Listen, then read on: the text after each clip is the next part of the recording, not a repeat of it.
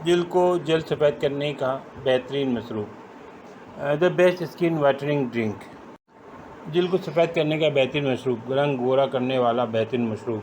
अब रंग गोरा और साफ करना बहुत आसान। गोरी रंगत उभरते हुए सूरज की तरह होती है, जिसे हर कोई पसंद करता है। आप खूबसूरत चेहरे की वजह से लोगों के निगाह का मरकज़ बनते हैं। इस वजह से आज मैं आपको ऐसे स्किन वाइटनिंग ब्यूटी मशरूब के बारे में बताऊंगा, इसके इस्तेमाल से आपका चेहरा, जिस्म का रंग भी साफ़ हो जाएगा। इस मशरूब के लिए जो चीज़ें दरकार होंगी, इसकी तफसील है। एक प्याली ताज़ा पुदीने के पत्ते, एक छोटा चम्मच सौंफ, 3 से 4 छोटी इलायची, 1 गिलास सादा पानी।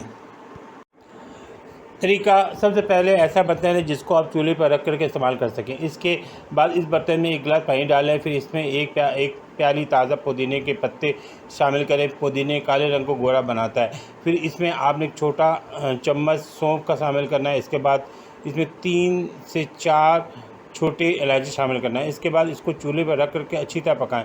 जब ये पक जाए तो इसके पानी को अलग कर लें।